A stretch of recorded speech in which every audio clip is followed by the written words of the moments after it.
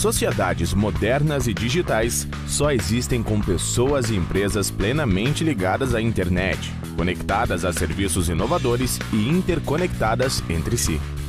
Lazer, entretenimento e relações pessoais, profissão, trabalho e criação, indústria, agronegócio e serviços.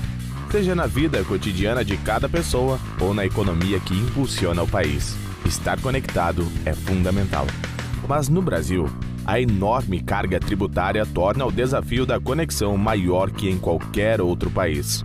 Na telefonia e banda larga móveis, entre os 15 países com mais acessos, a tributação brasileira é quase o dobro do segundo lugar e quase 4 vezes a média mundial. Em relação aos tributos sobre banda larga fixa, o Brasil segue no desconfortável primeiro lugar, com carga bem acima de países como a Índia e a China e quase 5 vezes a média mundial. Quando analisamos os impostos por estados brasileiros, a tributação excede muito a média nacional, variando de cerca de 40% e chegando a quase 60%. O setor de telecomunicações tem recolhido mais tributos a cada ano. Só em 2019 foram 64 bilhões de reais. E também a cada ano, os consumidores de serviços de telecom pagam por nada menos que 5 fundos e contribuições setoriais. Em 2019, a arrecadação deles chegou a 6 bilhões de reais. Desses, menos de 15% foram revertidos em programas de conectividade. Em um país com 25% da população sem conexão, o Brasil tem um fundo de universalização que já arrecadou 25 bilhões de reais e que segue inativo há 20 anos. Não contribuiu para a conexão de ninguém. Este cenário pode agravar o futuro da tecnologia 5G no país e desenvolvimento de internet das coisas. Grande parte dos modelos de negócio IoT se tornam inviáveis com a tributação atual. O setor de telecomunicações investe 0,5% do PIB, ou 33 bilhões de reais por ano nas redes atuais. É um dos setores com maior volume de investimentos privados e vai precisar investir muito mais para implantar a 5ª geração de serviços móveis. A tributação trabalha contra um país mais conectado e digital.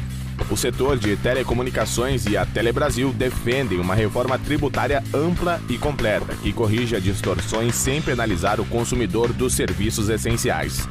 Defendem uma reforma que leve em conta que uma sociedade mais conectada vai gerar mais riquezas, desenvolvimento e qualidade de vida para os brasileiros.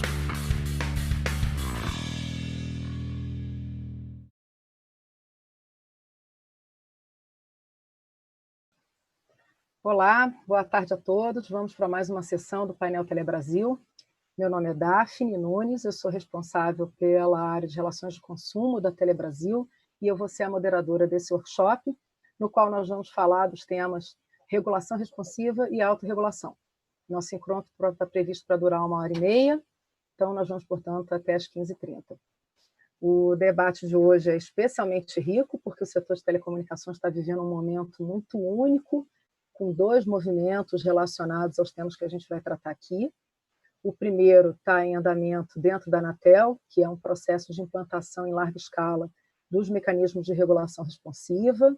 É um pleito antigo do setor, que nós já há muito tempo desejávamos, né, para que fosse possível permitir o cumprimento espontâneo e o autocontrole pelos regulados de algumas obrigações que nós temos, né? E com isso a gente espera que sejam dados passos importantes para a redução do custo regulatório e do aumento da abrangência regulatória.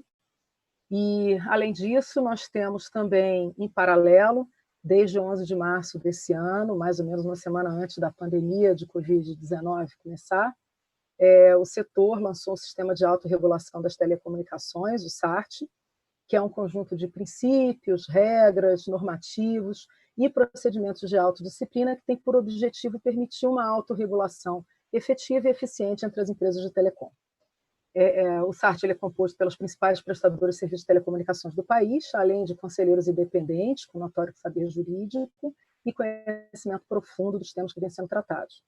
O nosso primeiro normativo foi um normativo de ofertas por meio de telemarketing, que é até anterior ao lançamento formal do SART, porque ele é de setembro de 2019, e esse normativo contempla dentro dele a chamada listagem Não Me Perturbe, que permite a qualquer usuário de serviços de telecomunicações, se assim desejar, se cadastrar nesse site, né? Ele na verdade é um site, www.nãomeperturbe.com.br, e aí manifestar o desejo de não mais receber ligações de telemarketing. Então, com isso, a pessoa em 30 dias deixa de receber essas ligações, e no início do ano também o setor bancário aderiu a essa iniciativa, né? Bom, a gente, com esse brevíssimo resumo do que a gente tem aqui a tratar, eu, sem mais demora, quero aqui passar para vocês o nosso hall de convidados, é um hall bastante qualificado, para falar dos assuntos em pauta. Então, primeiro eu gostaria de apresentar os nossos palestrantes, o Felipe Moura. O Felipe é sócio-diretor de prática regulatória da KPMG. Bem-vindo, Felipe.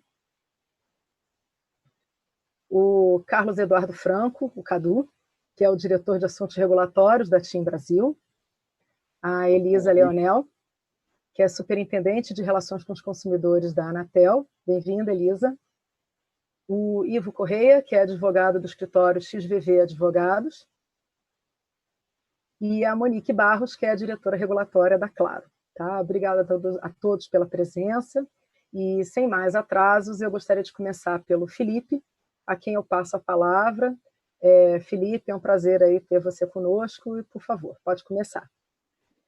Obrigado, Daphne, Conexis e Teletime pelo convite. É um prazer e uma honra voltar aqui para o Painel Telebrasil, para esses ótimos workshops. E esse tema que é tão importante, está tão em voga, particularmente porque a gente está falando de melhoria do atendimento, né, para os usuários e também redução de custo para as empresas no ano que está difícil para todo mundo, né?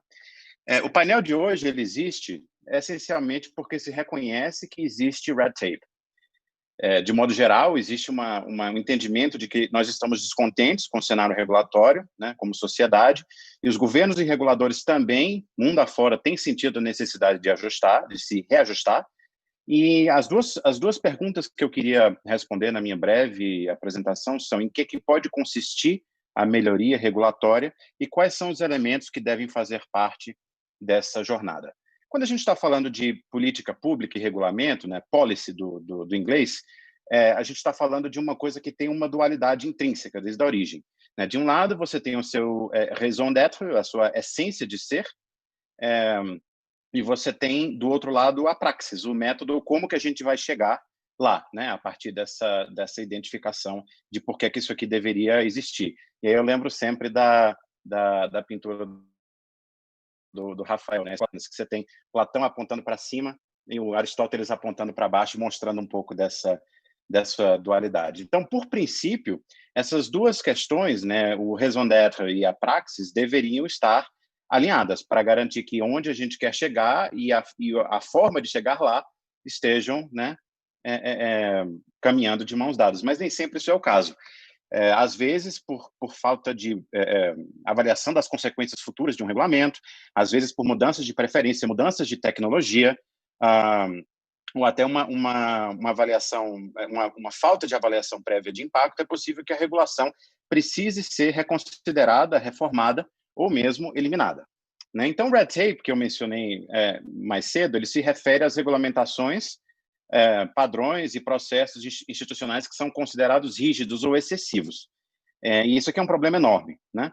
Na Austrália, por exemplo, o Instituto de Assuntos Públicos, ele calculou no ano passado que o red tape na Austrália representa mais de 170 bilhões de dólares, ou mais do que 10% do PIB australiano no ano passado.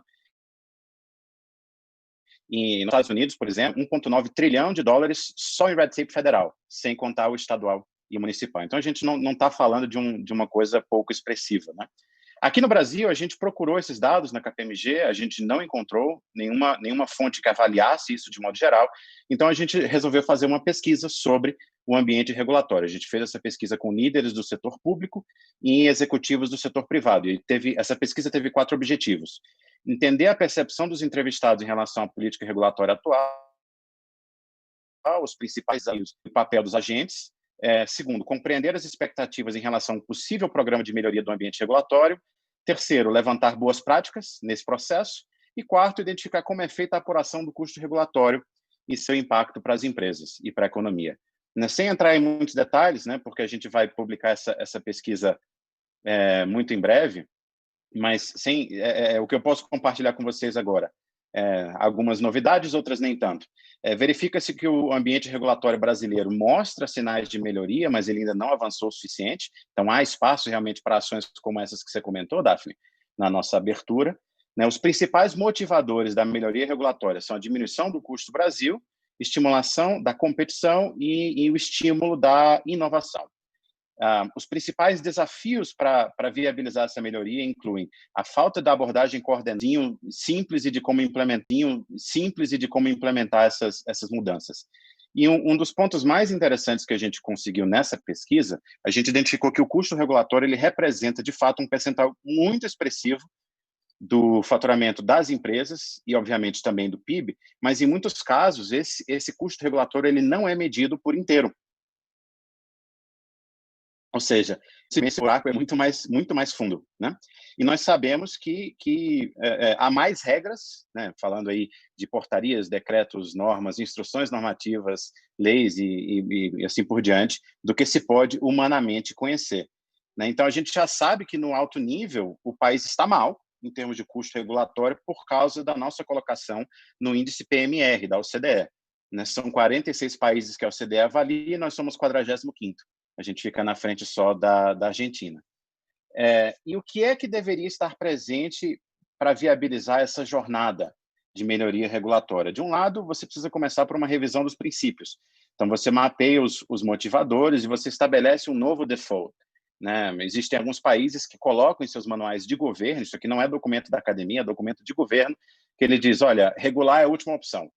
Vamos ver como que a gente consegue resolver, se há outras alternativas, e se não houver, se comprovar que não há, aí a gente passa para a regulação. Isso é o que eles chamam de novo default. A utilização de ferramentas baseadas em dados, baseadas em evidência, que a gente chama de data-driven. Então, isso exige a criação de data lakes, sobre os quais a gente utilizaria ferramentas de análise de dados, baseadas em big data, algumas em machine learning.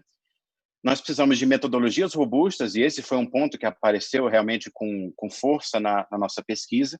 Então, você precisa ter uma metodologia para montar o inventário regulatório, você precisa ter uma metodologia bem estabelecida para apuração do custo regulatório, porque, por exemplo, em alguns países, a gente fez alguns benchmarks, o custo regulatório, ele possui, a taxa de desconto do custo regulatório, ela é unificada para os diversos setores da economia. Talvez esse não seja o caso no Brasil. A gente já tem um ou outro exemplo de taxas de desconto exclusivas por setor, e esse poderia ser o caminho, mas isso precisa ser padronizado, assim como o cálculo de como que você faz isso precisa ser padronizado. Você precisa também ter um quarto elemento, uma gestão da governança desse processo. Você tem que ter um diálogo constante com o ecossistema. E aí eu achei muito interessante, Daphne, que você comentou essa questão dos independentes nesse sistema de autorregulação. Então, realmente é importante que você tenha uma verificação externa, assim como você ter mecanismos de receber feedback e tratar esse feedback em tempo real. E, claro, não menos importante, um quinto pilar seria o levantamento das melhores práticas internacionais, revisar os casos de sucesso e avaliar as lições aprendidas. Ao final dessa jornada, considerando esses 5 elementos, quais sejam a revisão dos princípios, as ferramentas data-driven, a metodologia robusta, a governança e a avaliação das melhores práticas, a gente vai chegar em um de 3 caminhos. A gente vai chegar na reforma regulatória, que a gente reconhece que o princípio, o raison d'être é importante, e a forma de concretizar isso está mais ou menos certa, só precisa ser ajustada, ou talvez a forma de você controlar as sanções, por exemplo. Isso tudo cai dentro de reforma regulatória. Por outro lado, você tem a desregulamentação. Você reconhece que várias coisas são excessivas, que elas podem ser substituídas por ferramentas de estímulo à competição, ou elas podem ser simplificadas, ou você pode remover especificações técnicas, você pode remover diversos outros tipos de red tape, que seriam barreiras à competição, à inovação, barreiras para a criação de novos negócios, criação de novos produtos e serviços, e assim por diante. E você pode ter, finalmente, a autorregulação, que seria talvez um pouco das duas coisas. Você remove a pressão do lado do governo e você mantém o estritamente necessário dentro daquilo que seria uma reforma, e você deixa todos os elementos os detalhes, as especificidades, para ser resolvido com agilidade e ser fiscalizado pelo governo e os entes reguladores. Então, só para concluir, porque eu entendo que o nosso foco aqui é mais no debate do que nas apresentações, eu entendo que, baseado nessa pesquisa que a gente fez e nos diversos benchmarks que nós levantamos, isso aqui não é informação que eu estou tirando da cartola, né? Isso aqui é tudo muito bem fundamentado, para estimular e promover a racionalidade do ambiente regulatório nacional, é necessário ter inteligência baseada em dados, né, apoiando a análise de regulamentos existentes, esse é o lado específico, e o lado geral é você gerar um monitoramento contínuo do impacto da regulação nos mercados. Porque não adianta você só medir o custo, você precisa provar que esse custo é menor do que o benefício gerado por aquele regulamento existente, né, ou a qualquer regulamento vindouro. Você precisa apurar os custos e os benefícios, como eu falei, e também criar indicadores do ambiente regulatório. E aqui tem uma coisa muito bacana, eu até tinha me prometido falar sobre isso mais para frente, caso surgisse nas perguntas, mas eu vou me adiantar aqui. Uma coisa muito bacana que a gente identificou na Austrália, por exemplo, eles têm um framework, né, um conjunto de ferramentas com 6 KPIs para avaliar a performance das agências reguladoras do país. Você compara uma com a outra, em termos de quanto que elas trazem de benefício para a sociedade, qual o custo que elas trazem, quão eficientes elas são na resposta aos questionamentos, aos processos regulatórios, né, em sanar as falhas de mercado. Né, você também precisa ter diretrizes unificadas, padronizadas, de elaboração e revisão regulatória, contemplando os critérios para priorizar os temas que seriam sujeitos à reforma, autorregulação ou desregulamentação. Você precisa ter transparência e prestação de contas para a sociedade. E quando eu falo sociedade, eu falo bem amplamente, né? Eu quero dizer, obviamente, os agentes do setor público, mas também o setor privado, a academia, a sociedade civil organizada e desorganizada.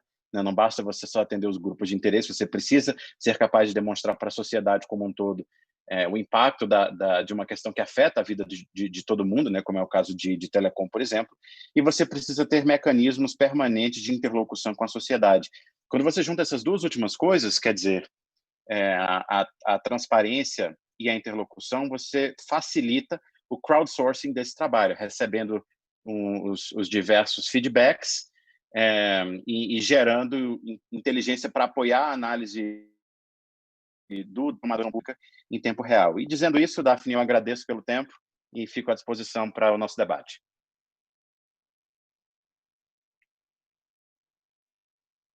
Daphne, você está no mudo, Daphne.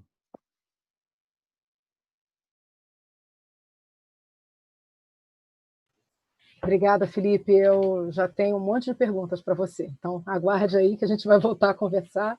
Eu, sem mais demoras, eu queria passar a palavra para o Cadu, que é diretor de assuntos regulatórios da TIM Brasil. Cadu, por favor. Pois bem, boa tarde a todas e a todos. Gostaria de saudar a todos os panelistas que dividem essa mesa virtual comigo. Felipe Moura, com quem, inclusive, recentemente tivemos uma ótima discussão filosófica sobre o futuro da regulamentação no Brasil.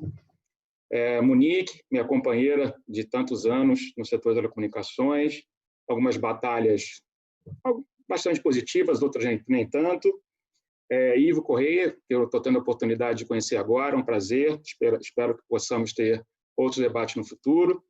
Superintendente Elisa, mais uma vez, dividimos painel aqui no Telebrasil, é sempre uma honra, e que bom que dessa vez eu tenho alguém para dissipar, para dividir um pouco das críticas justas que a agência tem com relação às prestadoras. Então, Monique, obrigado por estar aqui comigo dessa vez. Tá? Preciso agradecer também a Teletime, na pessoa do Samuel, agradeço a Daphne, da Conex Brasil Digital. Você vê que agora já estou antenado em função da comunicação oficial feita pela manhã, do novo nome do Centro do Brasil. É uma honra estar aqui mais uma vez, é um prazer participar desse painel e espero também que todos estejam bem. Pois bem, seguindo, estamos aqui nesse painel com o propósito de discutir duas questões que, na nossa visão, são muito importantes para o contexto atual. né, a regulação responsiva e a autorregulação. E lembrando que são dois fenômenos de destaque muito grande nesse processo de modernização da forma de ordenar o setor de telecomunicações que a gente está vivendo aqui no Brasil. Tá? E lembrando também que podemos inserir dentro desse contexto de transformação o termo de ajustamento de conduta, o TAC, e as obrigações de fazer também, né? Não podemos esquecer delas como dois fenômenos também de suma importância dentro dessa fase que estamos vivendo agora. No caso do TAC, assinamos muito recentemente o primeiro grande TAC de âmbito nacional no âmbito da Anatel, com uma proposta de transformar um passivo, né, de contencioso regulatório em proposta de ajuste de conduta e também de compromissos adicionais, levando infraestrutura para aquelas áreas carentes e sem nenhum tipo de atratividade econômica, e também a obrigação de fazer, que no passado mais recente, o Conselho Diretor da Anatel tem deliberado no sentido de transformar também sanção pecuniária em obrigação de fazer, trazendo oportunidade também de levar infraestrutura e telecomunicações para áreas carentes. Entrando diretamente, eu vou começar a falar de regulação responsiva. Tá? E considerando o prazo exíguo de tempo que temos aqui, os 10 minutos que nos foram concedidos, vou direto ao ponto, né? Em especial falando do processo 53.520.586 de 2015, que recentemente, inclusive, subiu para o Conselho Diretor, sob relatoria do conselheiro Rafael Garcia, que a gente tem uma grande oportunidade nesse processo. Tá? É o processo que trata da proposta de revisão do regulamento de aplicação de sanções administrativas, extinção do regulamento de fiscalização por meio da edição do chamado regulamento de fiscalização regulatória. Tá? Sem dúvida nenhuma, aqui a gente tem uma grande oportunidade no âmbito da agenda regulatória da Anatel de avançarmos de maneira muito positiva na forma de regular telecomunicações no Brasil. E aqui a gente tem um ponto, um eixo que nos parece central, né? Ou seja, grande parte do benefício que essa proposta de evolução regulatória nos traz, de alguma forma está sendo moderada por meio de um parecer 496 da Procuradoria Especializada da Anatel. Tá? Eu acredito que esse item específico, esse eixo, a gente tem condições, mediante diálogo, mediante entendimento, da gente tentar buscar um ponto ótimo que não relativize de maneira bastante negativa os avanços que essa proposta de evolução regulatória nos traz. Tá? A leitura do órgão consultivo, entrando no detalhe, a leitura do órgão consultivo com relação à forma com que o artigo 173 da Lei Geral de Telecomunicações está disposto, nos parece bastante rígida. Tá?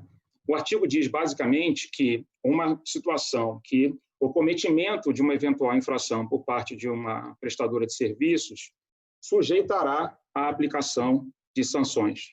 Tá? E aqui que eu acho que, quando eu digo que a interpretação acaba sendo um pouco rígido, é porque o termo sujeitará, na minha visão, ele traz uma possibilidade grande, né, de aplicações. E eu acho que a possibilidade que a gente tem é de que é possível, sim, interpretar esse comando do artigo 173 de forma mais ampla, né, de maneira menos, como disse, menos rígida, por duas questões principais, com duas alavancas de revisão desse entendimento, duas alavancas principais. Tá? A primeira delas é reconhecer a evolução da atividade regulatória ao longo dos anos, né? Lembrando que a LGT ela tem mais de 20 anos. Tá? E outra coisa também é inserir nesse contexto de análise princípios jurídicos que podem, de alguma forma, moderar o rigor com o qual a Procuradoria está enxergando esse comando do artigo 173. Tá? E a forma mais simples que eu tenho de tentar traduzir isso é recorrer a um exemplo prático. Tá? A Anatel abriu um processo de fiscalização regulatória de forma que as obrigações associadas a uma diretriz do RGC, associada ao chamado espaço reservado, fosse avaliada, no caso da TIM. Tá? E no momento inicial, a Anatel identificou 26 itens de verificação. Tá? Via de regra, a maioria deles trazia um entendimento da Anatel sobre os direitos e as obrigações impostas pelo RGC, e a maioria deles a gente via como uma possibilidade de uma interpretação diversa da forma de executar aquela obrigação, aquele direito. Tá? a gente entendeu que era o caso de seguirmos no processo de fiscalização regulatória, colocamos à frente homens de negócios, né? Não colocamos, é importante isso, que no caso do processo de fiscalização regulatória, quem faz a representação perante a Anatel dos interesses da companhia não são os advogados que estão preocupados em fazer a defesa do processo administrativo, mas sim os homens de negócio que querem satisfazer aquele comando, né, de ajuste que a Anatel está indicando que ela vê necessidade. E por questões de conveniência e oportunidade, a TIM entendeu que, a despeito de discordância da interpretação, do entendimento sobre a aplicação de determinado inciso no determinado artigo, nós entendemos que fazia sentido a forma com que a Anatel solicitava, e a gente atendeu aos 26 itens de verificação. Foram juntadas evidências de que a gente ajustou pequenas ou grandes coisas para esses 26 itens. E a história poderia ter um final feliz, porque, afinal, na nossa visão, o interesse público foi plenamente atendido, de maneira muito mais célere, inclusive, do que outros processos mais tradicionais, tá? Só que poderíamos ter ido para casa e viveram felizes para sempre. Mas, infelizmente, não foi o que aconteceu. Por quê? Porque foi aberto um PAD. Ou seja, o PAD vai ser aberto agora, e foi aberto recentemente, e a gente vai ter que, de novo, resgatar. E aí vamos ter que entrar na discussão. Aquela discussão de interpretação, se a leitura estava certa ou errada, se o artigo realmente queria ou não dizer aquilo, que a gente superou isso de maneira no diálogo, e com atendimento e interesse público, a gente vai ter que rediscutir isso no âmbito do PAD agora. Então, de fato, traz um pouco de frustração da nossa parte, porque a gente poderia ter resolvido essa questão de maneira responsiva, né?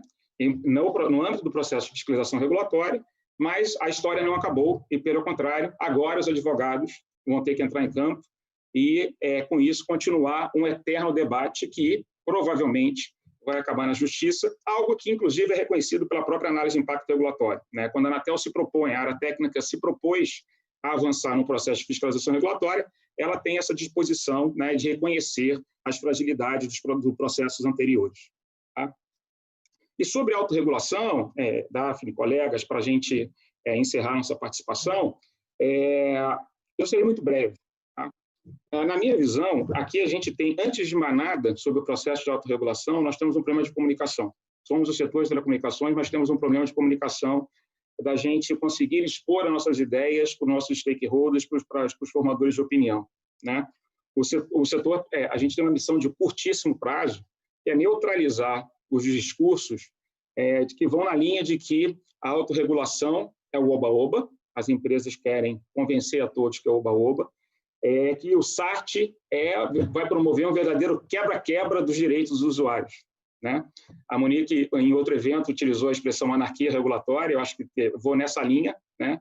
Então, de forma alguma, longe disso, a gente não quer fazer nenhum quebra-quebra dos direitos dos usuários, não é nada disso. A gente tem um desafio de explicar melhor, né, para esses stakeholders onde é que a gente quer chegar. E aqui eu fiquei pensando de que forma que a gente consegue expor isso, né, de maneira mais lúdica. Né? E eu acho que fazendo a forma de endereçar isso, fazendo uma analogia. Né?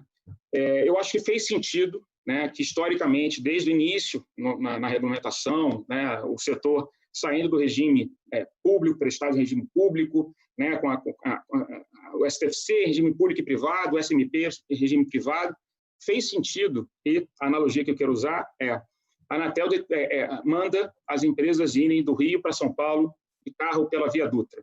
Né?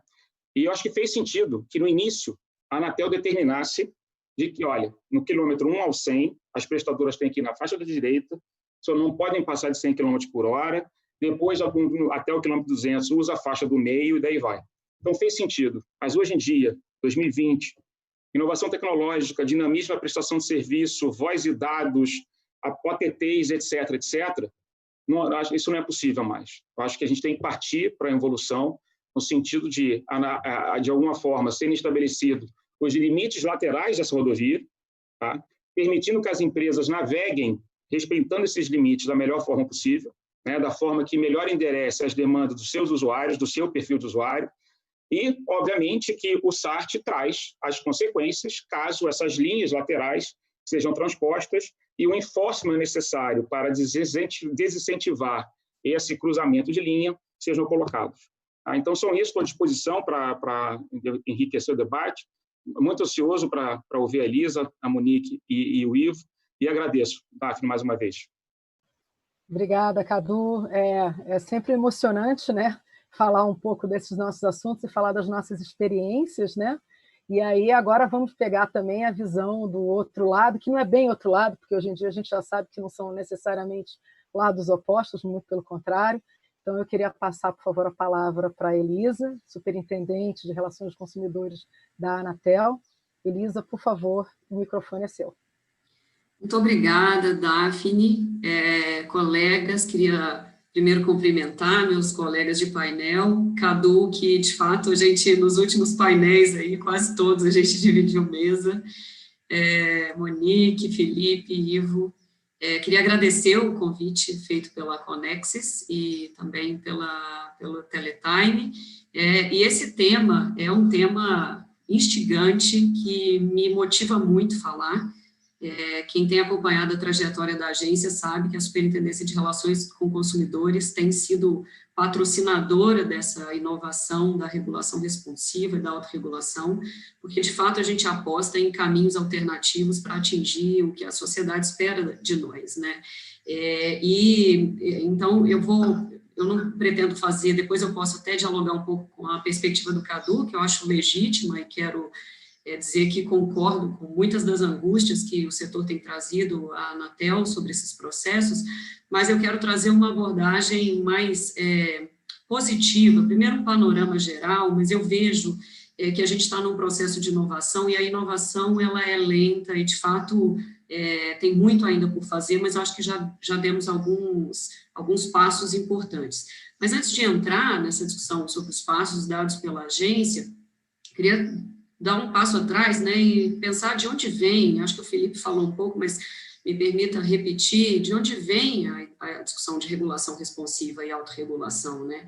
Isso é um debate já bastante antigo, lá da década de 80, principalmente nos países de direito de common law, né, de uma outra tradição jurídica, em que já se percebia que a gente precisava investir em mecanismos de regulação mais ágeis, mais velozes, condizentes com a velocidade e o tempo que a sociedade espera, né? Então, os primeiros autores que trazem uma abordagem mais teórica são lá da década de 80, eu vou citar aqui o Cunningham, que fala da Smart Regulation, né, a regulação inteligente. E a regulação inteligente, ela tem alguns fatores por detrás, eu vou destacar alguns. É uma abordagem que bem mais recente a OCDE tem absorvido e trazido, mas eu já vou fazer um comentário sobre essa questão do Smart Regulation, que muitas vezes os reguladores e os fóruns estão muito preocupados em debater a regulação tradicional sobre uma abordagem de Smart Regulation, né? Então, ela pressupõe, no fim e ao cabo, um regulamento. A gente passa por análise de impacto regulatório, a gente tem evidências que baseiam, mas, ao fim e ao cabo, é um novo regulamento. E o que a gente precisa muito refletir é qual é a outra forma de regular, que não editando regulamentos e exercendo essa regulação tradicional, né? Então, algumas abordagens rápidas do Smart Regulation aqui, da regulação inteligente.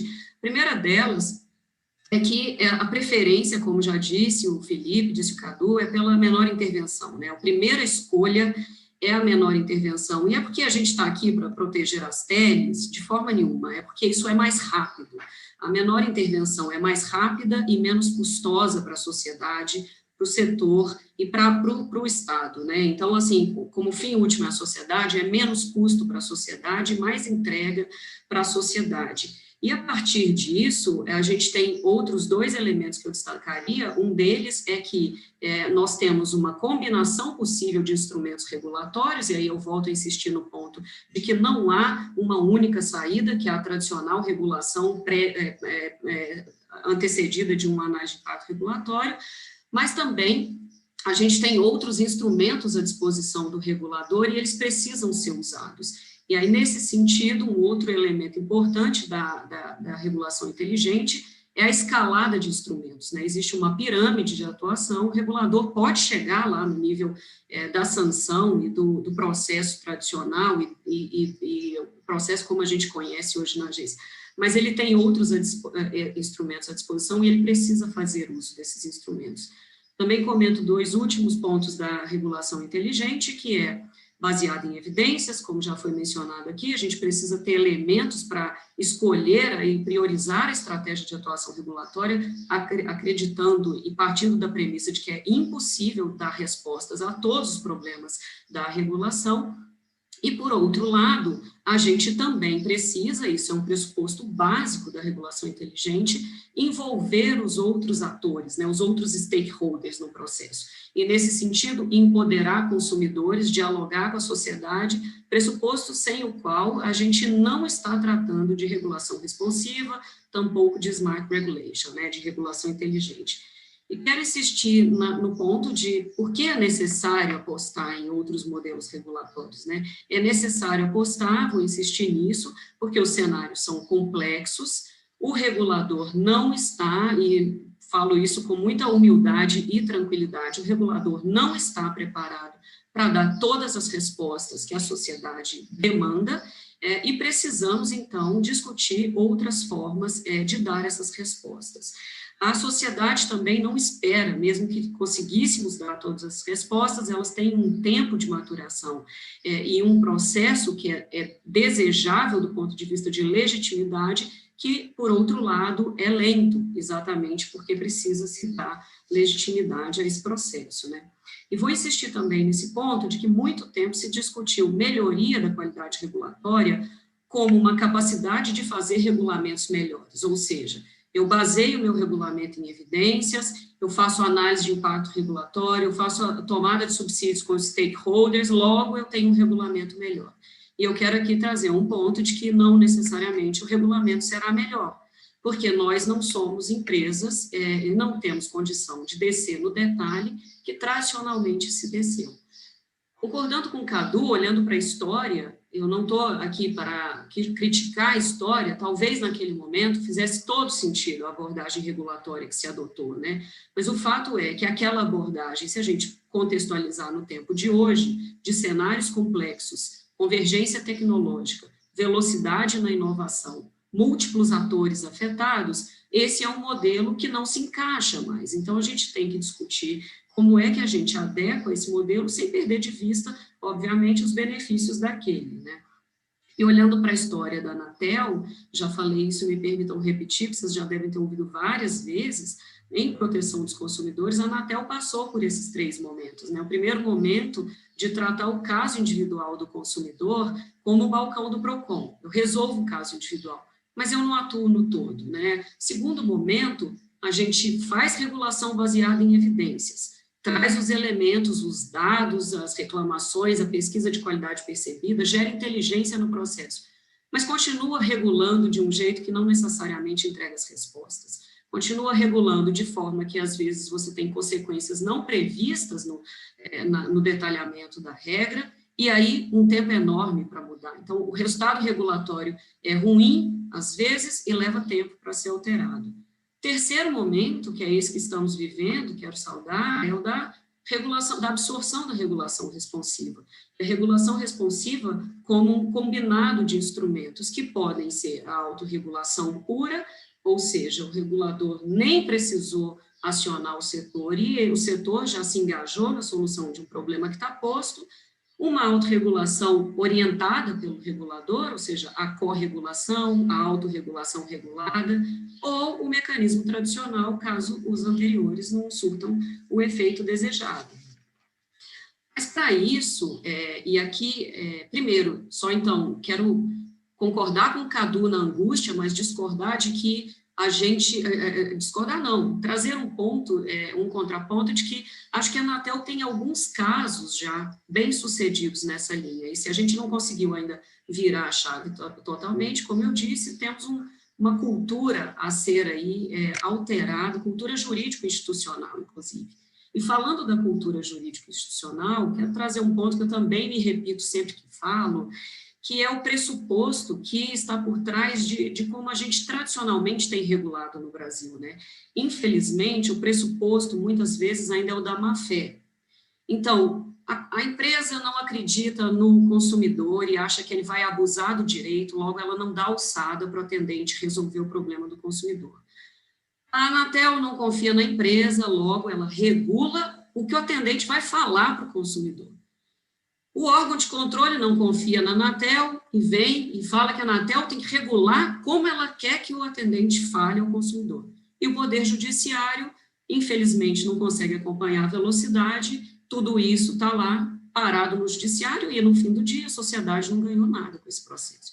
Então, um ponto importantíssimo é como é que a gente inverte a lógica da má-fé e o pressuposto é da boa-fé dos envolvidos. E boa-fé dos envolvidos, operadoras, órgão regulador, sociedade de maneira geral, né? Como é que a gente acolhe a perspectiva da sociedade e a trata como uma perspectiva legítima, né?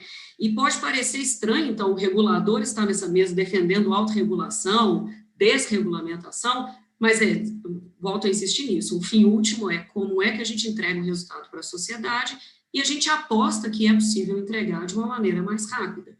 Não sendo entregue, é claro que a gente volta para o modelo tradicional, né? Então, eu quero também dizer, acho que eu já estourei meu tempo, mas eu quero também dizer duas últimas questões. Uma delas é que, hora nenhuma, estamos tratando de desregulamentação, e hora nenhuma estamos tratando de ausência do papel do Estado.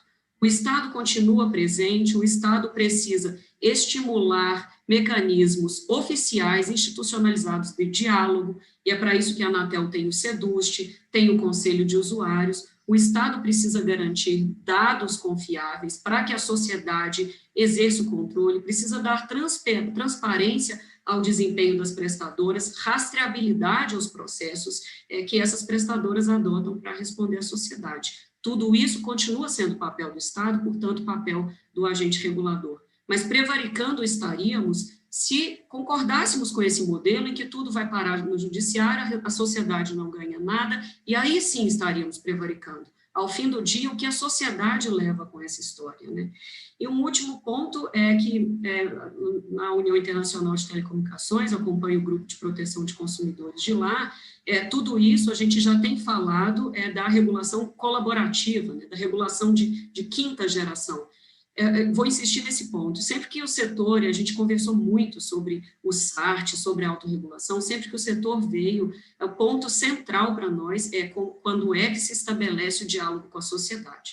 Quem tem que dizer se o telemarketing se pode ligar 3 vezes, 5 ou nenhuma, não é a Anatel, é a sociedade, são o público destinatário da nossa atuação, né? Então, é preciso que as prestadoras, e acho esse um movimento importante de maturidade, é preciso que as prestadoras deixem o pressuposto da má-fé e o preconceito com o outro lado, da perspectiva do usuário, perspectiva do Sistema Nacional de Defesa do Consumidor, e que a gente consiga fazer esse diálogo profícuo e que todos nós saiamos dele com ganhos, com somas e não com perdas.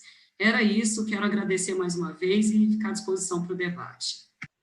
Muito obrigada, Elisa. Bom, acho que pela sua fala fica muito claro que nós estamos muito mais próximos do que a gente até pode imaginar, né? Bom, eu gostaria de passar então agora a palavra para o Ivo Correia, que é advogado do XVV Advogados. Obrigada aí pela presença, Ivo. Por favor, você tem a palavra. Obrigado, Daphne. Boa tarde a todas e todos. Começar também saudando meus colegas de painel. Prazer estar dividindo esse debate com vocês. Em especial a Elisa, que eu não vi há muito tempo, que já foi parceira de muitas interações no passado. Mas saudar a todos, agradecer mais uma vez aí ao convite do Teletime, da Conexis, enfim, da nova da repaginação do CID Tele Brasil. Eu vou, enfim, começar rapidamente só dizendo, como disse a Daphne, eu sou sócio do XVV Advogados, que é um escritório de advocacia especializado em direito público e direito regulatório. Então, esses são temas que a gente lida no nosso cotidiano, e acho que a grande diferença que o escritório tem, talvez, o grande diferencial do nosso escritório é que todos os sócios, para além de ter atuado em grandes companhias, em grandes histórias de advocacia, também em algum momento foram reguladores, estiveram no setor público e estiveram no papel do outro lado. Então, a gente meio que traz esse mix de experiência para o debate. Um dos meus sócios, o Beto Vasconcelos, inclusive, está como membro do SART, né, participando com o setor. Mas a discussão da autorregulação faz parte do nosso cotidiano. A gente tem atuado em vários outros setores também, ajudando aí diferentes associações, diferentes entidades a construírem experiências de autorregulação, e é um processo muito interessante, muito custoso, mas fascinante, e acho que para mim, então, é um prazer estar nesse debate. Eu acho que as falas que me antecederam foram todas muito boas, então eu queria pedir licença aqui à Monique, que vai falar depois de mim, para fazer um pequeno desvio e atender uma provocação que o Samuel fez para mim antes do painel, que é pensar a discussão da autorregulação para um tema que não está totalmente consolidado. A gente está falando das experiências no setor de telecom, de regulação específica de telecomunicações, que eu acho que estão muito ricas e talvez sejam muito mais avançadas do que em outros setores que eu tenho acompanhado. Então, acho que tem uma riqueza aí enorme. Mas eu queria atender a provocação do Samuel e discutir um pouco como é que esse tema da autorregulação entra num tema novo que tem um impacto gigante em telecomunicações, no setor como um todo, e que está, talvez, aí no topo da agenda pública da discussão, que é a área de proteção de dados pessoais, né? E aí, atendendo a provocação, eu acho que a área de proteção de dados e privacidade tem uma longa tradição de discussão sobre autorregulação, mas de experiências em que os setores se auto-organizam e tentam regular ali as suas boas práticas e a sua gestão e governança dos dados pessoais. Esse é um tema que vem lá de trás, porque desde 95, quando teve lá a primeira diretiva europeia de proteção de dados, que é um marco importante mundial, a diretiva já apontava para esse caminho e admitia a construção de códigos de conduta e de outras experiências de autorregulação para esse tema, e isso foi, por conta da diretiva, foi multiplicado em diversos países da Europa, né? Tem países, a Holanda, por exemplo, tem quase 2 dezenas de códigos de conduta específicos sobre proteção de dados para diferentes setores, e isso se reproduz em outros países. Recentemente, no novo Regulamento Geral Europeu de Proteção de Dados, o famoso GDPR, o legislador adotou a mesma solução. Então, o GDPR também, lá no artigo 40, se não me engano, adota e fala, olha, estimula a adoção de códigos de conduta e de outros padrões de certificação, de estándares da própria indústria, para que boas práticas sejam adotadas e multiplicadas. Então, é um tema que vem sendo construído. Então, a autorregulação já nasce junto com a discussão de proteção de dados desde o início. E, no caso brasileiro, a Lei Geral de Proteção de Dados, nossa LGPD famosa, ela também andou por esse caminho, né? Talvez de maneira um pouco mais tímida, mas se a gente vai lá no artigo 50 da LGPD, a LGPD admite e traz uma série de disposições dizendo, olha, os diferentes setores, né, os diferentes controladores e operadores de dados, por via de entidades ou diretamente, podem estabelecer o que ela chama de boas práticas e práticas de governança de dados, e aí estabelece uma série de requisitos, né? Inclusive prevê, assim como a legislação europeia já previa desde 95, que a autoridade de dados pode, inclusive, reconhecer esses códigos de conduta e fazer um esforço de multiplicação, de divulgação, né, de alguma maneira chancelando também esse esforço da indústria, como tem acontecido em outros setores, em outros temas. Eu acho que, particularmente, diante dessa disposição, e particularmente na situação que estamos vivendo com o tema de proteção de dados e privacidade no Brasil, a discussão de autorregulação nesse tema é bastante oportuna, e eu queria aqui, então, provocar isso. Por que eu digo isso? Eu acho que, primeiro, e acho que todos aqui no painel têm acompanhado essa conversa, essa discussão. Primeiro, nós vivemos aí talvez o mais impressionante e sem precedentes vai e vem legislativo da história brasileira recente. Quer dizer, né, a lei quase entrou em vigor e quase não entrou em vigor várias vezes, por diferentes razões, e finalmente agora, há poucos dias, a lei está plenamente em vigor, então já está aí na cabeça de todos nós, já estava antes, mas agora de fato 100% em vigência. Em segundo lugar, diferente do que acontece nos outros setores, como no setor de telecomunicações, a gente não tem, que para a gente ter ela em vigor, a gente não tem autoridade responsável por supervisionar o cumprimento da lei e fazer cumprir. A nossa Autoridade Nacional de Proteção de Dados, a ANPD, não foi criada ainda, né, embora já tenha sido editado o decreto que estabelece a estrutura da ANPD e o seu funcionamento, ela ainda depende da indicação dos nomes para o Senado, inclusive para a efetividade do decreto. Então, a gente tem uma situação que a gente tem uma lei vigente, depois de muito vai e vem, mas que não tem uma autoridade a autoridade responsável por interpretá-la, aplicá-la, né, e eventualmente até impor sanções, se for o caso, não existe, né, enfim, mesmo que tudo corra muito bem, não vai existir por algumas semanas, alguns meses. E mesmo quando seja instalado, enfim, até começar um órgão novo do zero, a começar a funcionar e estar em pleno funcionamento, talvez demore algum tempo. Então, nessa situação, o que a gente tem visto é um pouco do que o que me preocupa é um cenário que reproduz um pouco o que a Elisa estava dizendo de cenário baseado na desconfiança, ou na má-fé, né? Vamos dizer assim. Acho que na desconfiança, talvez, entre os atores seja menos radical, porque a gente já vê, desde antes da vigência da LGPD e agora, já no início da vigência, o que a gente vê é uma corrida de aplicação da lei por outros atores, né? Na ausência da autoridade, a discussão tende a parar no judiciário, e o que talvez seja mais preocupante para quem de fato se interessa pelo tema e tem atuado com o tema, nem sempre utilizando a melhor técnica, quer dizer, nem sempre lendo a Lei Geral de Proteção de Dados com os olhos que a Elisa estava propondo, né? Como gerar de fato a melhor proteção para os titulares de dados, como gerar o melhor resultado para a sociedade, seja para os controladores e operadores, seja para os titulares de dados, né? Então, uma aplicação às vezes corrida, sem a melhor técnica, e que vai levar, inevitavelmente, a discussão avante no judiciário, sem que a gente tenha balizas mínimas e o mínimo de critério técnico, que claro que o judiciário pode ajudar nisso, e sem dúvida já tem cumprido a sua função nisso, mas acho que a ausência de um órgão técnico especializado faz muita falta, né? Imaginem toda a discussão de telecomunicações, da LGT, no judiciário sem a Anatel para fazer essa intermediação, ou mesmo perante os órgãos de consumidor, perante o Ministério Público. Então, acho que tem um papel importante de um órgão técnico que a gente observa que, nesse caso, está ausente. Então, nesse cenário, me parece que pensar e discutir autorregulação para os setores pode ser muito interessante. Quer dizer, pensar, bom, como é que alguns dos setores, isso a gente já tem visto, já tem trabalhado com setores específicos, né?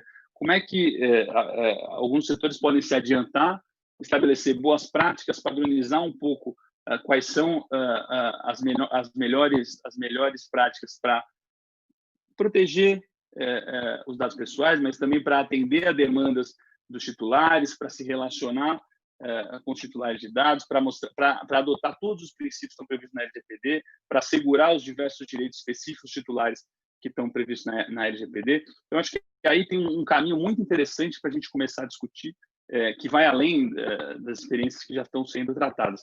E aqui eu finalizo, Daphne, e aí eu acho que o setor de telecomunicações parte muito à frente de outros setores. Quer dizer, acho que a experiência do SAT, a discussão que vocês estão fazendo sobre regulação responsiva perante a Anatel, enfim, eu acho que tem um acúmulo de conhecimento sobre autorregulação, sobre corregulação, sobre esse trabalho conjunto com a sociedade e com o regulador, que pode ser muito aproveitado para a discussão específica de proteção de dados. Então, eu vejo um grande espaço, por exemplo, para o setor de telecomunicações assumir essa liderança e passar a pautar uma discussão, por exemplo, sobre um código de conduta de proteção de dados no setor, e coisas desse tipo, que podem servir para, primeiro, efetivar imediatamente os direitos dos titulares de dados, segundo, garantir segurança para as empresas, né, e para os controladores de dados em geral, porque diante dessa ausência de autoridade, da fragmentação da aplicação da lei, acho que tem um risco muito grande jurídico para as empresas, mas, em terceiro lugar, também para apontar um caminho. Uma vez que a autoridade venha a ser constituída e venha a funcionar, esses códigos de conduta, essas experiências de autorregulação podem servir também de um exemplo de por onde seguir, de quais são as melhores práticas. Então,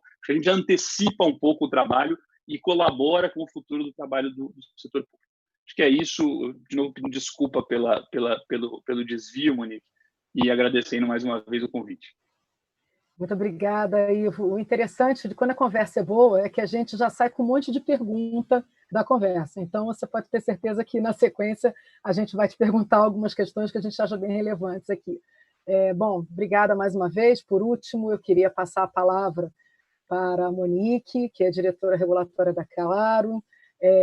Muito obrigada, Monique, aí, pela paciência de aguardar, né, os demais, mas a gente sabe que vocês também têm muitas coisas interessantes para nos passar, inclusive de experiências que vocês viveram também já de regulação responsiva, e nós queríamos ouvir vocês, por favor, então a palavra é sua. Olá, pessoal, boa tarde. Bom, muito obrigada pelo convite, Daphne, Conexis. Boa tarde aos meus companheiros de painel, Ivo, Cadu, Elisa, Felipe.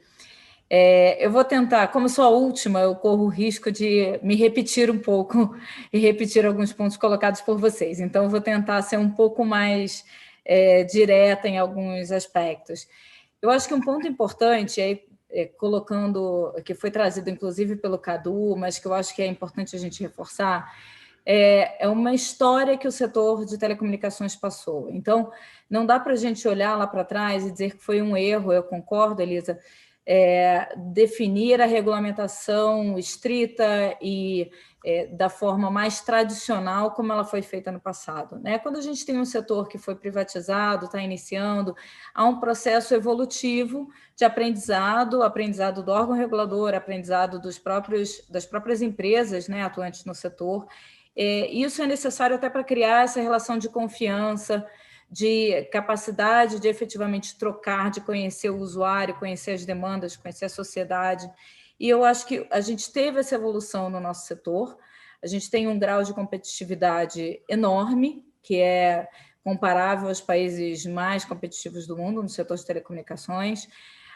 Isso traz uma demanda, inclusive, para as próprias prestadoras de conhecerem o seu negócio, de buscarem atender da melhor forma o cliente. Então, aquela lógica da má-fé deixa de ser um pouco a diretriz, né, de atuação, porque você quer efetivamente ter uma relação positiva com a sociedade, com o seu cliente. E a própria relação com a agência teve um potencial de evolução significativo ao longo do tempo.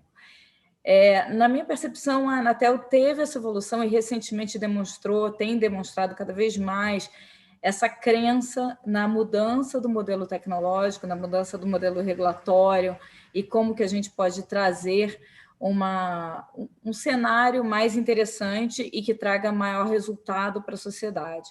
A gente teve algumas experiências na parte de fiscalização responsiva. A Claro, particularmente, teve uma experiência muito positiva, capitaneada pelo piloto de fiscalização responsiva, trazido pela superintendência da Elisa, sobre a SVA. A gente é motivado até por vamos dizer assim, uma deficiência diagnosticada através das reclamações registradas na agência, dos usuários que estavam com problemas na contratação de SVA, e foi possível, junto com a Anatel, e de novo, né, como colocado pelo Cadu, trazendo as pessoas de negócios, os diretores, as pessoas que participam do dia a dia, foi possível diagnosticar como melhorar essa relação. A Claro internalizou, avaliou os processos, estabeleceu padrões de processos desde a equipe de vendas até o tratamento, conhecimento de todas as etapas do usuário na contratação e uso desse SVA. E hoje a gente tem um resultado extremamente positivo. É a prestadora com menor número de reclamações sobre esse tema na Anatel. Na última semana, a gente tem aproximadamente 60 milhões de usuários, a gente está falando de 34 reclamações sobre esse tema, então é uma conquista. Eu entendo que não é uma conquista só da prestadora. É claro que é um esforço da empresa, mas é um esforço conjunto. Acho que é uma conquista para mostrar que a evolução da regulamentação para uma regulamentação responsiva é positiva, traz resultado para o usuário, tanto é que hoje a gente tem usuários mais satisfeitos com o serviço, sem problemas, e que continuam tendo uma prestação adequada, continuam tendo uma relação positiva com a empresa. Então, isso mostra como é possível, sim, ter a evolução. E isso, de novo, né, eu falei de anarquia regulatória, porque não é com base em ignorar a necessidade de regulamentar. Identificando quais são os pontos relevantes, quais são os pontos que a sociedade ainda precisa desse tipo de regulamentação, e a gente vai ter nuances, né? Existirão pontos em que uma autorregulamentação é super simples e suave, em outros talvez a Anatel tenha uma preocupação um pouco mais e um cuidado necessário um pouco maior, então precise se aproximar, mas é a capacidade de fazer essa avaliação e simplificar. E por que isso é tão importante para o nosso setor? Como falou o Felipe, né? Hoje a gente tem um país em que é o segundo mais regulado dentre os países analisados pela OCDE. Por que isso é relevante? Nós também somos um dos países com maior carga tributária, com maior custo de operação, com maior dimensão em termos geográficos, portanto, um custo de investimento em rede, em capacidade, que exige muito das prestadoras. Então, quando você soma todo esse cenário, como fazer para o mercado continuar se desenvolvendo, trazendo a melhoria tecnológica, a evolução que a gente quer que traga para o consumidor, a massificação dos serviços que a gente precisa trazer para o nosso país.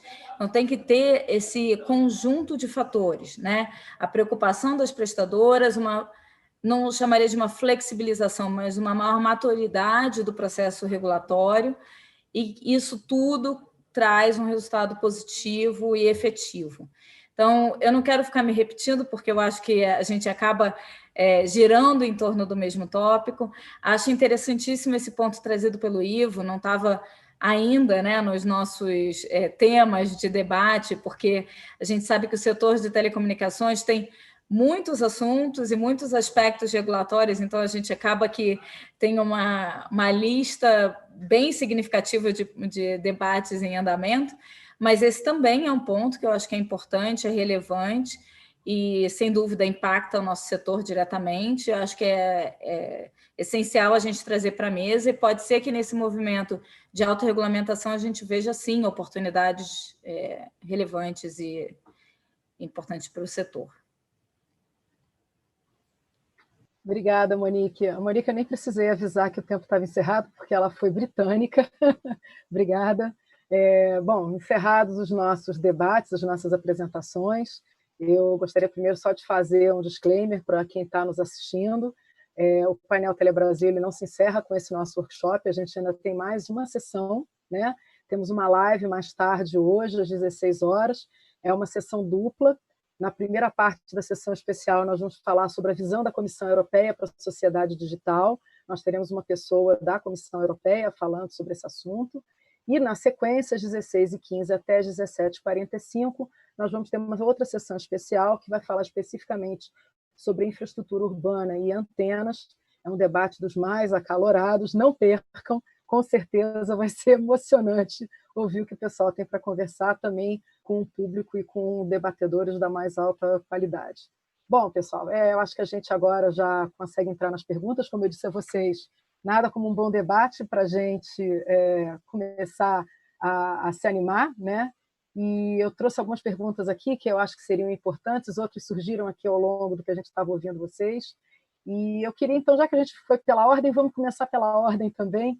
Eu queria fazer duas perguntas para o Felipe. Tá? A primeira, Felipe, é se existe algum outro país que tenha feito um esforço similar ao que você está relatando aí, inclusive se há melhores práticas com relação a essa jornada que você citou para a gente. Você citou o caso da Austrália, mas a gente queria saber se vocês têm mapeado mais algum caso semelhante. Tá? Se puder nos passar esse ponto, depois a gente faz a próxima pergunta. Por favor. Tá bom, obrigado, Daphne. Sim, há diversos benchmarks interessantes, a depender da jornada sobre a qual a gente está falando, né? Então, na minha apresentação eu comentei de reforma regulatória, desregulamentação e autorregulação. Reforma regulatória é um tema que já está, por exemplo, na OCDE desde o final dos anos 80, desde os anos 90, e há uma bibliografia extensa, tanto acadêmica quanto de governo, revisando as próprias experiências sobre o tema e sobre seus desafios. E há muitos casos de sucesso e outros também de impacto relativamente baixo, o que quer dizer que não é um assunto trivial, né? O que chama a atenção é a literatura sobre isso, que é um tema um pouco mais recente. Existem algumas boas práticas nos Estados Unidos, no Canadá, na Austrália, no Reino Unido. Então, na Austrália, eu mencionei até que eles gostam de trabalhar muito com frameworks, né? Então, eles já estabeleceram uma padronização do cálculo, do custo regulatório, que o Reino Unido também tem. Eles estabeleceram aquela ferramenta para comparar a performance das agências reguladoras do país, né? No Canadá e no Reino Unido, eles publicam relatórios anuais de transparência das medidas de desregulamentação para mostrar quanto foi economizado do PIB, quanto se gerou, né, de impacto positivo por meio dessas ações, mas a verdade, Daphne, é que não há um único benchmark que considere toda essa jornada que a gente comentou e esses 3 caminhos no final dessa jornada, né? Desregulamentação, autorregulação e reforma regulatória. Mas há exemplos suficientes que a gente consegue montar esse benchmark se a gente pensa nele como peças de Lego, né? Ou como um quebra-cabeça. Mas interessante frisar, todos esses benchmarks têm em comum elementos de análise de risco e baseado em evidência. Então, você age de acordo com o tamanho do problema e quanto que ele pode trazer de oportunidade, de risco, e também diversas ferramentas de transparência e de comunicação com os agentes em todas as etapas do processo. Não basta você envolver os entes regulados, por exemplo, quando você já sabe o que você quer fazer lá na ponta, né? E você utilizou para criar o embate ou para justificar o que você já queria fazer, mas desde a incepção do projeto, você trazê-los para a mesa, trazer a sociedade para a mesa para discutir a validade daquele ponto. Isso também está muito presente nos diversos benchmarks que a gente mapeou. Então, eu estou entendendo que essa jornada, na concepção de vocês, não é um esforço exclusivo do governo, mas que tem contribuição também para a atuação de outros agentes, né? Definitivamente. Esse aqui é um esforço coordenado, inclusive dentro do próprio governo, que às vezes tem dificuldade interna, né? Eu ouço bastante, ouvia bastante nos eventos presenciais do pessoal falando que já era difícil conseguir coordenação dentro da Esplanada, e Brasília é muito maior que a Esplanada, né? E tem os órgãos que não ficam em Brasília. Então, essa coordenação dentro do próprio governo já é difícil, mas fora do governo, ou juntando o governo e a sociedade, amplamente falando, aí, como eu disse, né, setor privado, academia, e a sociedade civil organizada e desorganizada também, porque é importante que existam ferramentas disponibilizadas para que o cidadão leigo possa dar sua impressão, possa dar seu ponto de vista, afinal, ele é um sujeito fim, né? Ele vai se beneficiar ou ser prejudicado, a depender do que aconteça em termos regulatórios. E é preciso que haja essa governança aberta, né? Que integre esses diversos atores na jornada, né? Na motivação do regulamento, no desenho do regulamento, na implantação, no monitoramento e na revisão contínua. E uma dificuldade que pode surgir, Daphne, nesse processo é a mudança do mindset dos agentes, tanto dos agentes públicos, eu acho que a Elisa tocou um pouco nisso, né, de que nessa terceira etapa que ela mencionou na apresentação dela, a dificuldade era justamente receber todos esses inputs e sair do modelo antigo para um modelo mais novo, um modelo mais ágil, né, que esteja entregando mais valor para a sociedade. Então, eu acho que definitivamente, para responder objetivamente a pergunta, é um esforço coordenado. Maravilha, obrigada, Felipe. Bom, eu tenho agora uma pergunta que eu acho que é válida para todos, então eu vou pular o Felipe, que acabou de responder, e vou passar já na sequência para o Cadu, e a pergunta é o seguinte: são muitos temas que podem ser sujeitos à autorregulação, à reforma regulatória ou à desregulamentação. Como decidir por onde começar? Então, eu queria ouvir um pouquinho de vocês, se vocês puderem falar bem rapidamente. A gente já está com algumas perguntas que estão sendo enviadas pelo chat. A gente vai tentar aproveitar aqui vocês também, né? Mas o debate está muito rico, então, por favor, Cadu. Obrigado, Daphne. Você pergunta por onde começar, mas acho que a resposta tem que ser que a gente já começou, né? Então, o primeiro grande movimento nesse sentido é aquele associado ao telemarketing, porque, por uma série de razões, a prospecção de clientes por meio de contato ativo aos usuários provocou um nível de tensão bastante alto nesse relacionamento com os consumidores, das prestadoras com os consumidores.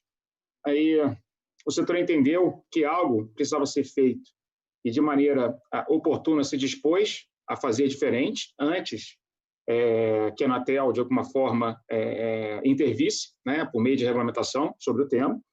O código foi arquitetado, foi assinado, está em execução. Acredito que seja um senso comum que o nível daquela tensão baixou. Eu não digo que está ideal, mas com certeza a gente está dentro de um processo evolutivo bastante positivo, tá? Eu acho que essa tensão caiu de maneira bastante consistente, tá? Além disso, a gente já tem outros 3 normativos em construção final. Eu diria que as obras já estão prontas, mas a gente está na fase do acabamento final e que a gente conta está numa fase de grande contribuição dos nossos conselheiros independentes, que têm feito um trabalho bastante enriquecedor nesse ajuste, desse fine tuning final que os normativos de atendimento, oferta e cobrança estão passando. Então, de maneira objetiva, acho que já começou.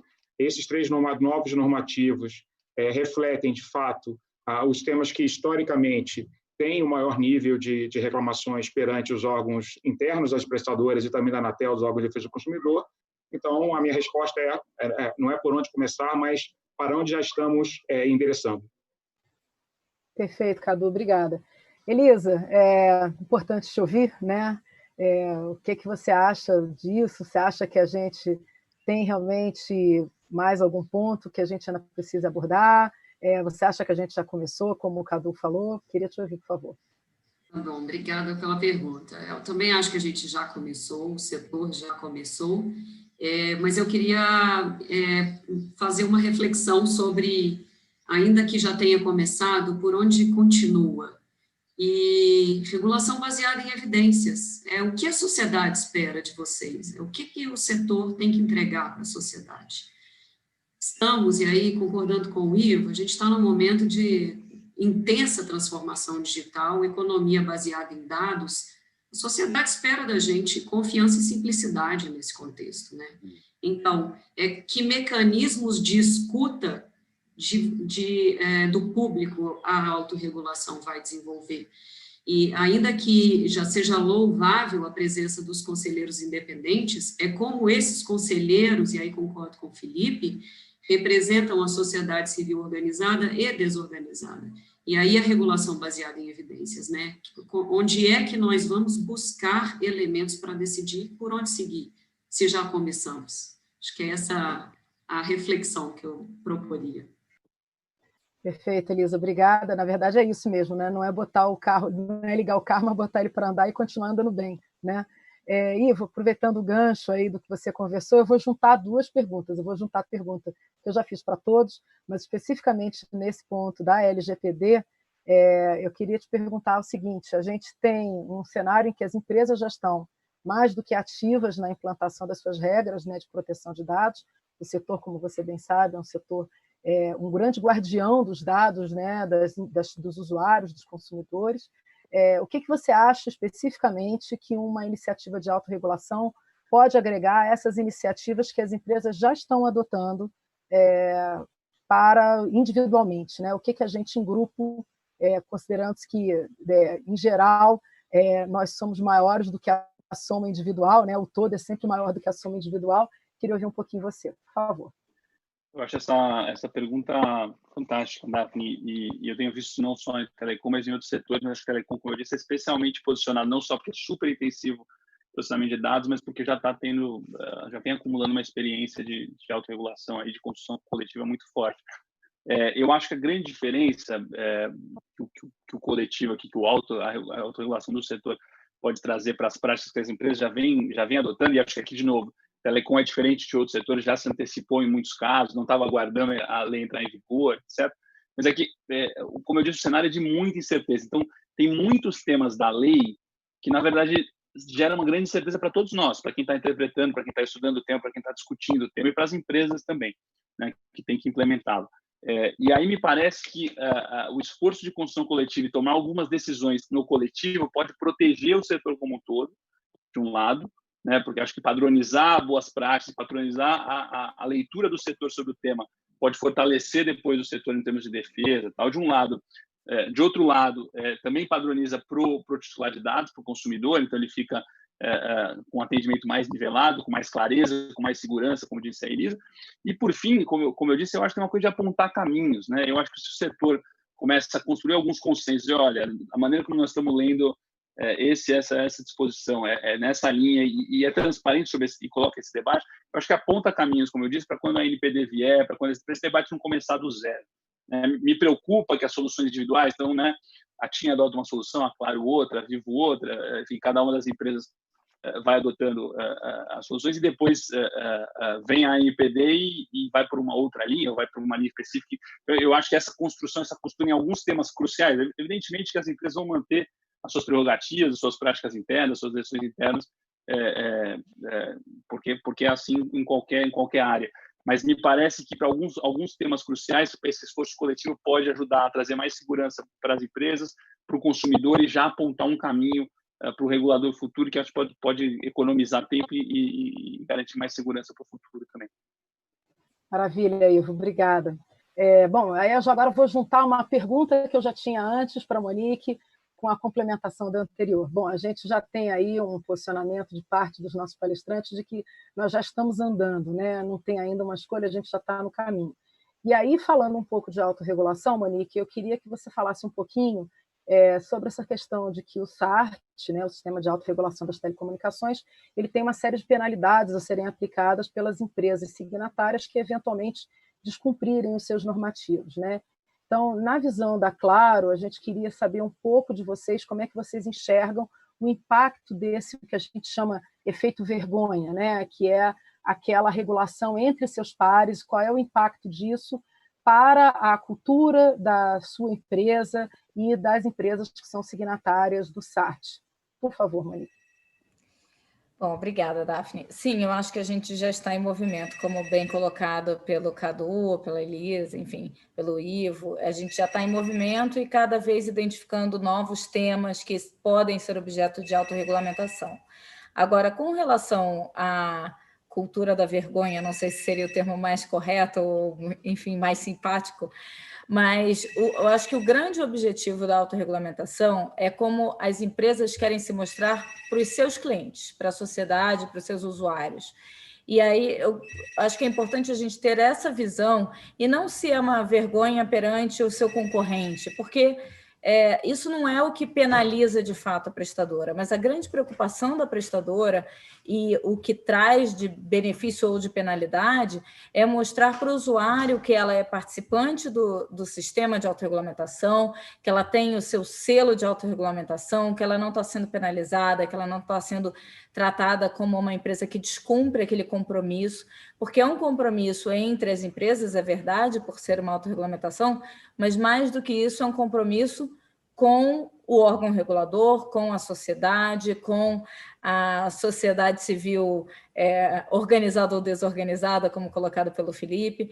Então, essa é a preocupação que as empresas têm e essa é a penalização que elas sofrem, que na verdade, acaba sendo mais relevante, mais impactante do que uma multa. Porque quando a gente fala da multa, ela é um problema sim, mas ela não traz solução. Quando é um problema com a sua imagem perante o cliente, você tem um problema de mais longo prazo e mais difícil de se retratar, vamos chamar assim. Perfeito, Monique, obrigada. Bom, eu queria fazer uma pergunta agora para a Elisa. A gente tem uma dúvida que veio por um participante aqui do nosso chat, né? E ele pergunta qual a garantia de que a autorregulação não significará apenas uma combinação entre as empresas para que as práticas ruins não sejam punidas, ou, na verdade, falando em outras palavras, se você vislumbra riscos desse consumidor ficar desprotegido com a autorregulação, se comparado com a regulação tradicionalmente imposta pelas agências reguladoras. Ótimo, obrigada pela pergunta. Vou reforçar pontos que eu já trouxe. O maior risco é a sociedade ficar sem resposta, seja numa atuação tradicional ou numa inovação. Então, a questão é discutir a velocidade da resposta e a resposta, né? Se a gente olha para o modelo tradicional, muitas vezes ele não dá a resposta. Se a gente aposta no modelo inovador e ele dá errado, aí entra o ponto da regulação inteligente, a gente combina outros instrumentos. Então, não é que o consumidor estará desprotegido. A gente está escolhendo qual é o caminho mais rápido para protegê-lo, seja no modelo tradicional, seja no modelo alternativo, né? Então, o ponto é a velocidade da entrega. Se a gente, e quero aqui trazer o exemplo do telemarketing.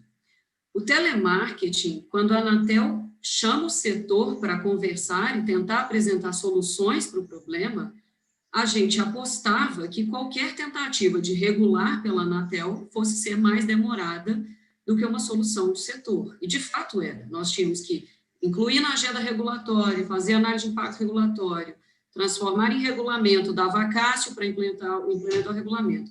Nós não tínhamos esse tempo para fazer a implantação do telemarketing, do código de conduta. E a gente apostou num diálogo com o setor para que isso fosse autorregulado. Se a Anatel acreditar, baseado nas evidências que a sociedade nos traz, que o modelo de autorregulação não está funcionando, nós continuamos tendo à nossa disposição os instrumentos tradicionais para subir na pirâmide, né? É uma pirâmide, uma hora nós vamos chegar lá. A questão é qual que vai ser mais rápido, né? E aí vamos escalando. Acho que a ideia não é ficar sem resposta e jogar para o setor. Quero insistir nesse ponto. O órgão regulador não deixa de ter papel. O papel dele é monitorar e escalar quando é necessário escalar. A sociedade não vai ficar sem resposta de forma nenhuma.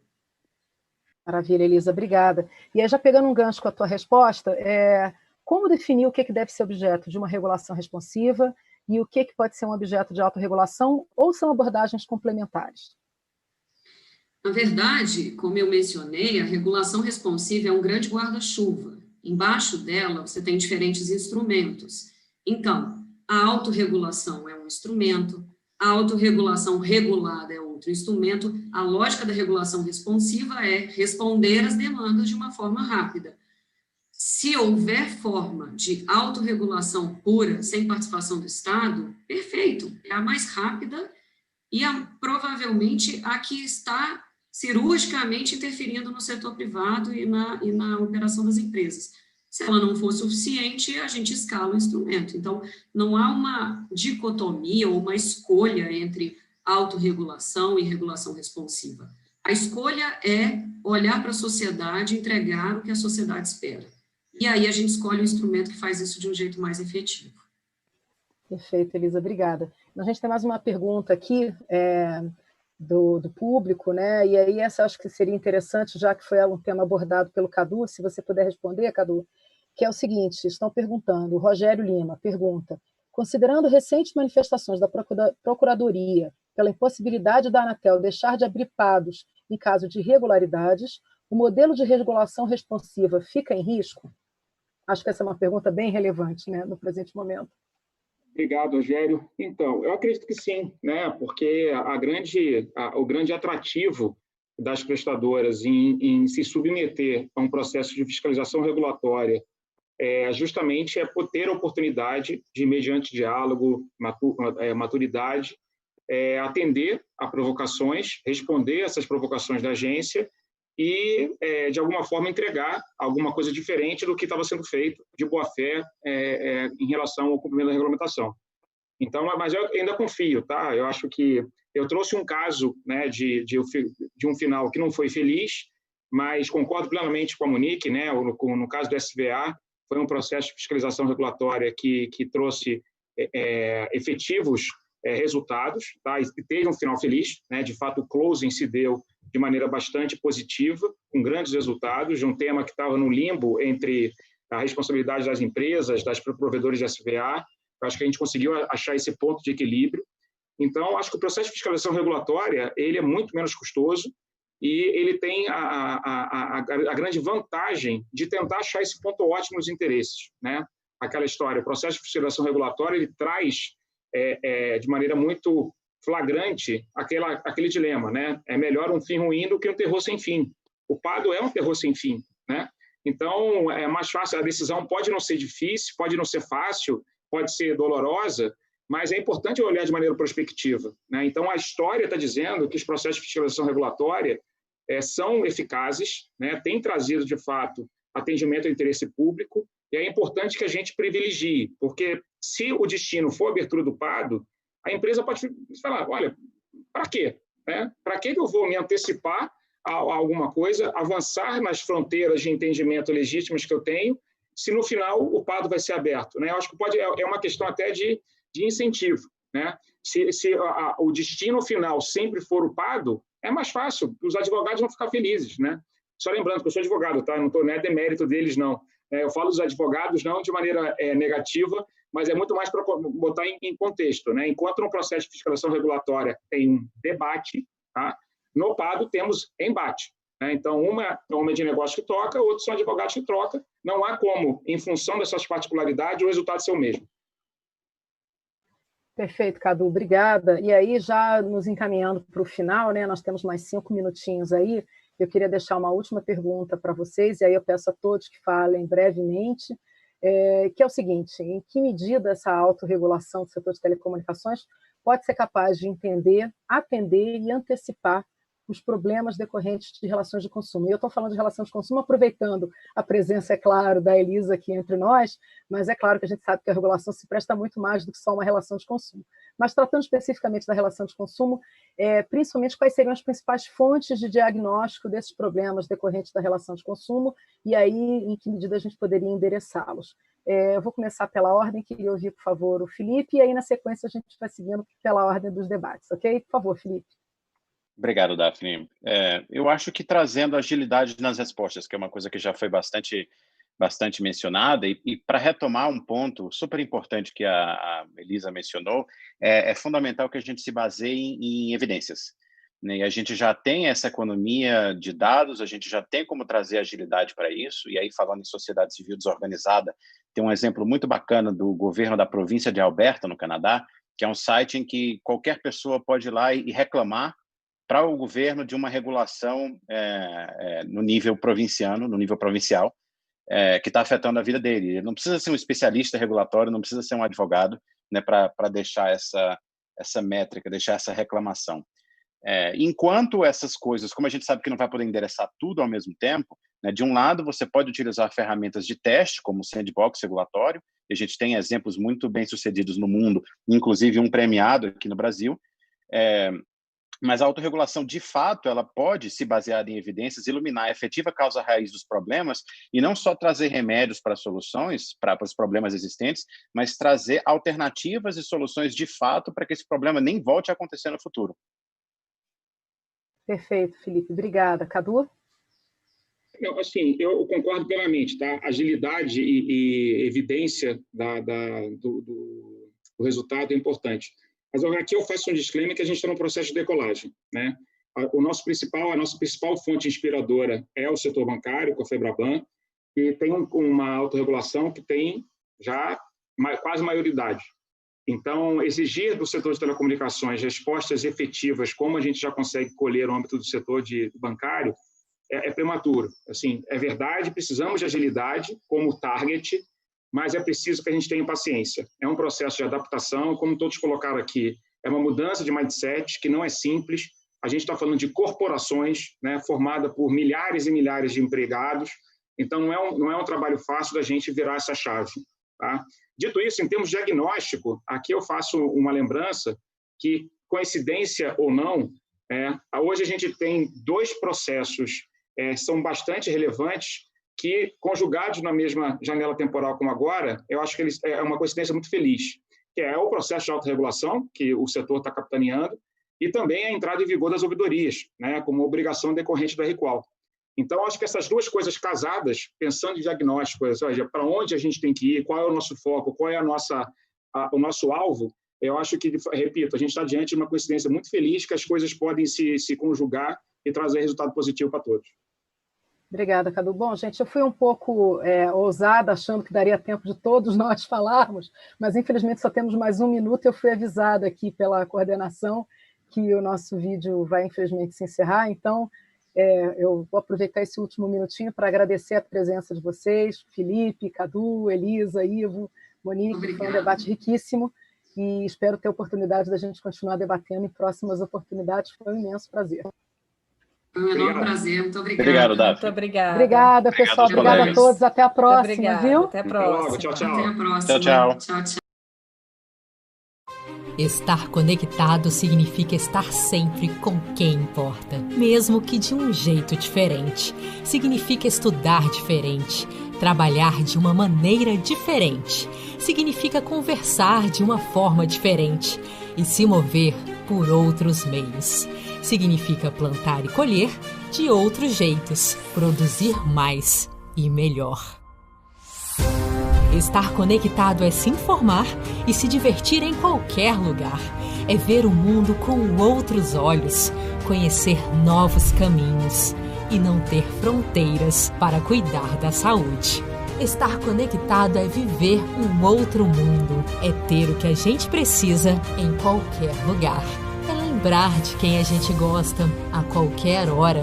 Um abraço é estar conectado, mas ele também pode ser diferente.